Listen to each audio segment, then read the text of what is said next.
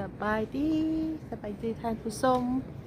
ตอนนี้ก็เป็นช่วงเวลายามเที่ยงเนาะออกมาซอกหากินข้าวไปรอตลาดเช้าห้านกับบ่ค่อยมีห้านเปิดปานใดเนาะวันเสาร์วันอาทิตย์ตอนนี้เราอยู่บอนกาสติเยเนาะ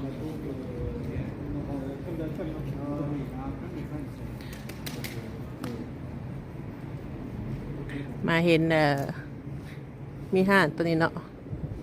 เป็นห้านอาหารไทยสตรีทฟู้ดเนาะ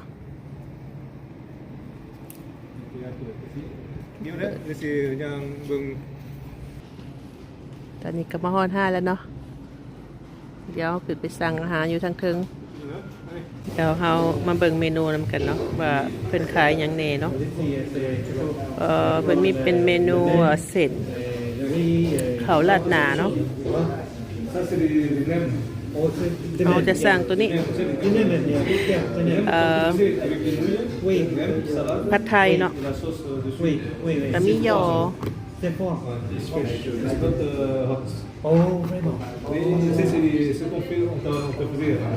พวกน้ำกันเนาะมีของหวานมีน้ำดื่มแล้วก็มีเมนูเด็กน้อย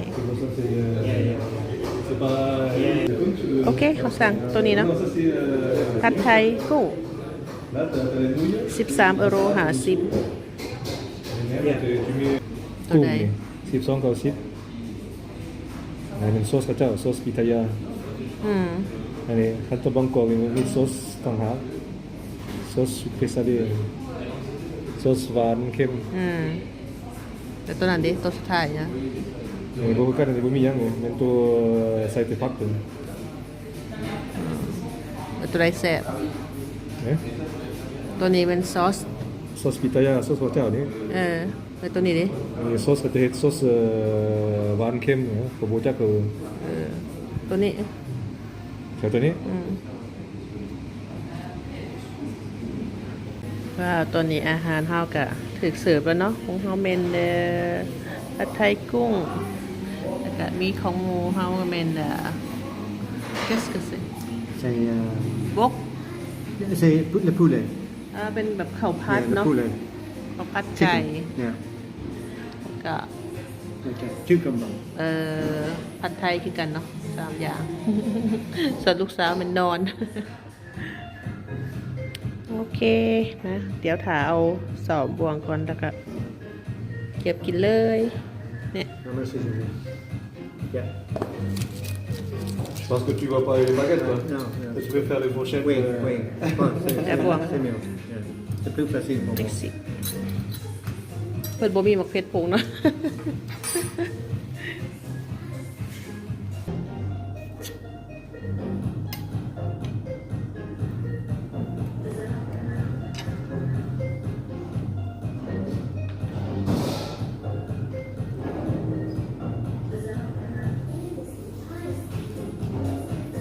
Tu veux plus de serviettes hein?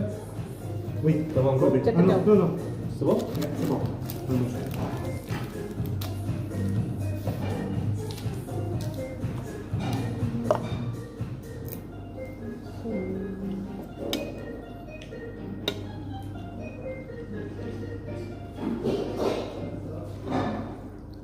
กุ้งโบแดงขึ้นในหูเนาะ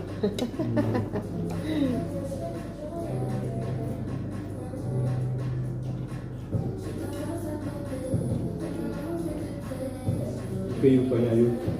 Và nó thoải mái lắm. Có thịt không?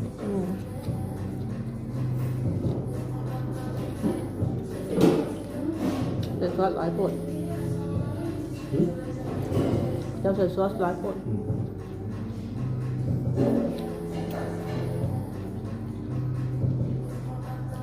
มันต้องแห้งไว้หนึ่งนะ Mộtคน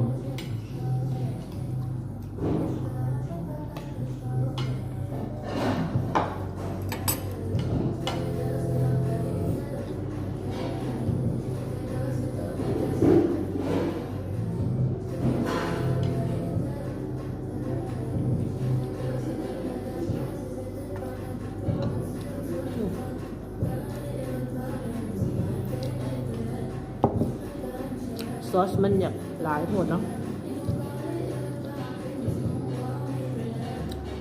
สูตรสูตรฝรั่งกับแบบสูตรคนไทยเห็ดมันบ่อยากคือกันแบบใกล้เคียงเนาะ C'est pas rien, hein. On va pas la voir tout le temps.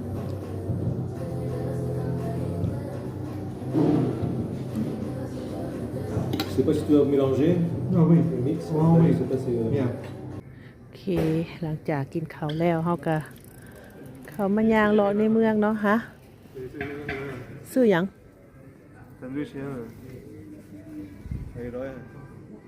เอานึกว่าสิไปอันซื้อแบบแซนด์วิชที่เราเคยซื้อหั่น Vous savez? เอาห่านสเปกวีหยังหั่นเด้ C'est Monoprix, lui. ลองเบิ่ง Monoprix, lui. เลาะซื้อตอนนี้กำลังสิเลาะซื้ออันแซนด์วิชให้ลูกเนาะ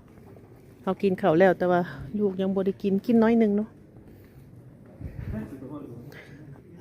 เส้นมันอยากเค็มแน่เฮาก็กินบ่หมดซ้ำมีแต่พวกเพิ่นกิน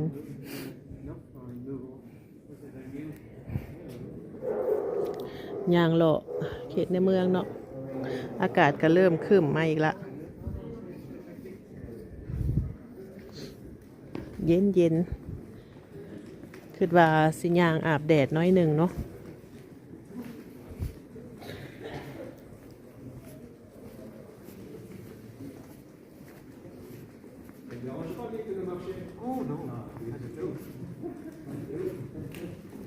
มื้อนี้วันอาทิตย์ห้านจะบ่เปิดเนาะห้านได้ก็มิดเงียบ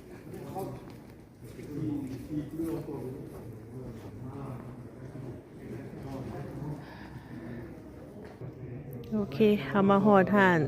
ซูเปอร์มาร์เก็ตเนาะมินิมาร์ทหน่อยเนาะเดี๋ยวสิลองเข้าไปหาเบิ่งอาหารให้ลูกก่อนยาวมาแต่ห้านแล้วก็ยาวมาส่องหาอาหารเกาหลีเนาะพอดีเห็นพอแล้ว Tu mets ça, tu mélanges avec la sauce. นี่บ่อาหารเกาหลีฮะ คักเนาะมื้อหน้าเฮามาลองเบิ่ง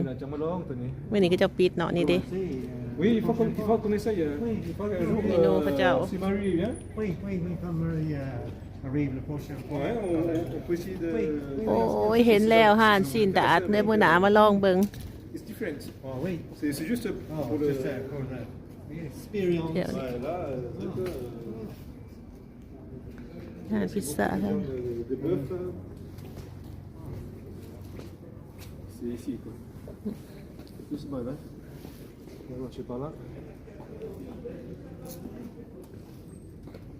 คุ้มเก่าเลยแถวนี้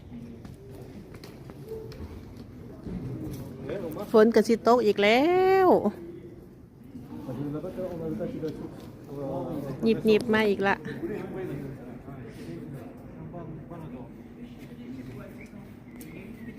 โอเคพี่น้องเขาก็สิขอจบคลิปไว้เพียงเท่านี้เนาะขอบใจหมดทุกคนที่เข้ามาเบิ่งมาชมคลิปของเราเด้อเนาะ